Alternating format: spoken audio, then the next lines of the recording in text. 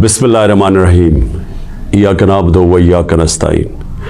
मेरे पाकिस्तानियों, मैं आज अपनी सारी कौम को समझाना चाहता हूँ कि क्यों हम इस जगह पे पहुँच गए कि हम जेल भरो तहरीक का आगाज़ करना चाहते हैं। इसकी क्या वजह है? देखिए, सारी दुनिया में कौमें किसी कानून के तहत चलती हैं।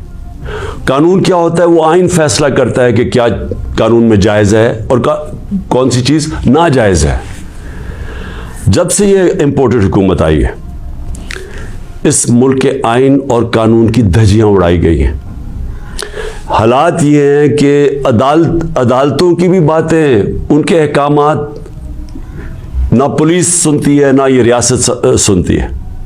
मैं आपको मिसाल देता हूं कि अभी हाल ही में जब ये इम्पोर्टेड हुकूमत भाग रही थी इस्लामाबाद के लोकल गवर्नमेंट इलेक्शन से, तो अदालत ने कहा कि फौरी तौर पे डेट दो, बल्कि उन्होंने तो कहा कि 48 घंटे में करवाओ। अभी तक कोई महीना होने लगा है तकरीबन, अभी तक इलेक्शंस नहीं हुए। उसके अलावा जिस तरह फंडामेंटल राइट्स, जो बुनियादी हकूक, जो हमारा आइन हमें हमारे बुनियादी हकूक की हिफाजत करता है, हालात ये हैं कि लोगों को उठाया जाता है। कितने लोगों को, सोशल मीडिया के लोगों को उठाया गया, उनको तशद्दुद किया गया उनके ऊपर, सिर्फ इसलिए कि उनकी कोई ट्वीट थी, उसके ऊपर उठाया गया, तशद्दुद किया गया।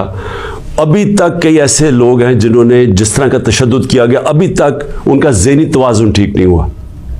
आज़म स्वाति, कौन सा आइन, कौन सा कानून इजाज़त देता है कि एक ट्वीट के ऊपर नंगा करके उसके ऊपर तशद्दुद किया जाए, और फिर जब वो फिर से उसको जेल में डाला जाता है और फिर उसको कोई 30 उसके ऊपर FIR कोई बलूचिस्तान सिंध में की जाती है। शेख रशीद, आइन उसको अदालत उसको जमानत देती है, उसके बावजूद उसको उठा के ले जाते हैं और उसके ऊपर केसेस सिंध और बलूचिस्तान में कर देते हैं। फवाद चौधरी, अदालत 4 दफ़ा कहती है IG को कि पेश करो फवाद चौधरी को अदालत में, और वो उसको इस्लामाबाद ले जाते हैं। तो ये तो मैं थोड़ी मिसालें दे रहा हूँ। जो शहबाज गिल से हुआ, कस्टोडियल टॉर्चर, तशद्दुद, ये पाकिस्तान के कानून के खिलाफ है। तशद्दुद भी हुआ और उसको कोई रिलीफ नहीं मिली, और फिर डराया धमकाया गया और केसेस किए गए। पुरअमन एहतजाज हमारा था 25 मई को, उसके ऊपर जो जुल्म किया गया, कौन सा कानून और आइन एक जमहूरियत में इजाज़त देता है कि पुरअमन एहतजाज के ऊपर तशद्दुद करो? इन्होंने 3-3 धरने हमारे अगेंस्ट दिए और लॉन्ग मार्चेस की, किसके ऊपर हमने कोई सख्ती की? तो मैं तो ये थोड़ी सी मिसालें दे रहा हूँ आपको कि हमारा सारा जो हमारे आइन और कानून के ऊपर जो एतमाद है हम इस कौम का, वो उठता जा रहा है। और बल्कि हमें ये खौफ है कि जो अब आइन, जो जमहूरियत बेस होती है जिस आइन के ऊपर, और जमहूरियत के अंदर वाज़े तौर पे है कि 90 दिन के अंदर इलेक्शंस करवाने पड़ेंगे। हमने अपनी 2 हुकूमतें पंजाब और सिंध में क्यों गिराई, डिज़ोल्व की? खुद कोई ऐसे नहीं करता। हमने सिर्फ आइन को सामने रख के की कि हमें जब पता था कि 90 दिन के अलावा आप आगे नहीं जा सकते, तो हमने उसको सामने रख के इलेक्शंस की तरफ गए, इसलिए कि मुल्क एक बहुत बड़े बुरहान का शिकार है, एक पॉलिटिकल इंस्टेबिलिटी का शिकार है। और जब तक इस मुल्क में सियासी इस्तेकाम नहीं आता, हमारी माशियत नहीं ठीक होने लगी। तो हमने अब कुर्बानियाँ दी 2 गवर्नमेंट्स की, जो तकरीबन 66% पाकिस्तान है, सिर्फ इसलिए कि आइन 90 दिन में इलेक्शन करवाता है। अभी तक कितने दिन हो गए हैं? 20-25 दिन हो गए हैं, अभी तक कोई डेट नहीं मिली। दोनों को, इलेक्शन कमीशन और ये जो 2 हुकूमतें, जो 2 गवर्नर्स हैं, उन्होंने डेट्स नहीं अभी तक दी, और ये सीधी पाकिस्तान के आइन की वायलेशन है। और अगर ये 90 दिन से आगे जाते हैं तो आइन बड़ा साफ है इसमें कि आर्टिकल 6 लगेगा।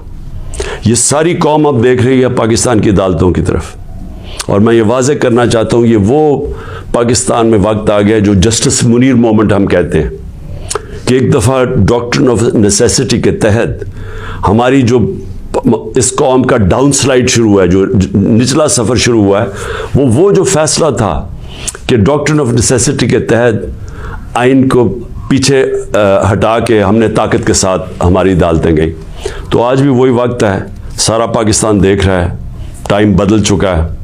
अगर ये हमने देखा कि इससे आगे जाते हैं तो हमने ये प्लान किया हुआ है कि हमने अपने आइन, अपने मुल्क के कानून के रूल ऑफ लॉ के लिए, इंसाफ के लिए हमने ये जेल भरो तहरीक का फैसला किया, क्योंकि हमें कोई नज़र नहीं आ रहा कि ये जो वो लोग जिनकी ऊपर करप्शन के केसेस, इंटरनेशनल इंकशाफ होता है पनामा का, जिसमें पता चलता है कि मरियम नवाज 4 महंगे तरीन लंदन की अपार्टमेंट्स, जो कि लंदन के सबसे महंगे इलाके में, उस पनामा के इंकशाफ में पता चलता है कि असल मालिका उनकी मरियम नवाज थी। उसके बाद सारा ट्रायल होता है, सज़ा होती है। तो उनके ऊपर तो कोई ऐसा तशद्दुद नहीं हुआ, उनको तो जेल में रॉयल्टीज़ की तरह रखा गया। उनके ज़रा देखें जेल में कैसे जा रहे थे। तो यहाँ ट्वीट्स के ऊपर तशद्दुद किया गया। तो इसलिए 2 रास्ते हमारे सामने। एक रास्ता ये है कि हम तोड़ फोड़ करें, इंतशार फैलेगा मुल्क में, सड़कें बंद करें, पथराव करें, पहिया जाम स्ट्राइक करें। तो मुल्क के तो आगे हालात वो हैं, पाकिस्तान की तारीख में माशत इधर तक नीचे नहीं पहुंची जो इन्होंने पहुंचाई है, और ये हम सबको पता था होना ही है। और हमने जो उस वक्त इनके हैंडलर्स थे उनको वाजे करके बताया कि अगर आपने साजिश करके हुकूमत गिराई, इनसे नहीं संभाली जाएगी, और नहीं संभाली गई। तो आज कभी भी इतना बड़ा इकोनॉमिक क्राइसिस नहीं आया जो आज पाकिस्तान में है। कभी आम लोगों की ज़िंदगी में इस तरह की महंगाई नहीं आई जो आज आई है। जो बेरोज़गारी बढ़ती जा रही है, एक तरफ महंगाई बढ़ रही है, बेरोज़गारी, तो मुल्क के माशी हालात तो बहुत बुरे हैं।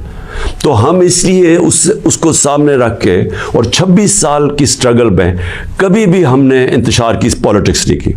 लिहाजा ये पुरअमन तरीके का एहतजाज है जेल भरो तहरीक। मैं आज अपने सारे कारकुनों को, बल्कि मैं तो पाकिस्तानी अवाम को भी ये कहता हूँ कि ये इस वक्त आप पॉलिटिक्स नहीं कर रहे हैं, आप अपने मुल्क के लिए जहाद लड़ रहे हैं, हकीकी आज़ादी की जंग लड़ रहे हैं। मैं आज आप सबको कहूँगा कि मेरे अपने कारकुनों को कि जो हमारे ज़िले सदर हैं, डिस्ट्रिक्ट प्रेसिडेंट्स जो हैं, उनके ऊपर रजिस्ट्रेशन शुरू करें कि जिन्होंने हम पहले हर पाकिस्तान के शहर में हम जेल भरो तहरीक शुरू करेंगे।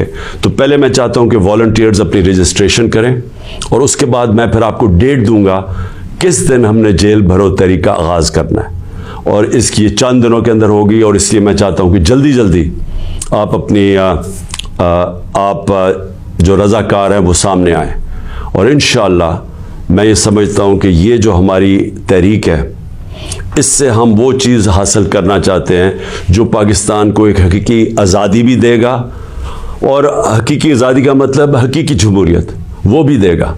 और वो इंशाअल्लाह वही एक पाकिस्तान को एक वो जमहूरियत जिधर रूल ऑफ लॉ है, जिधर कानून की हुक्मरानी है, वो ही पाकिस्तान को इस दलदल से निकालेगा। शुक्रिया।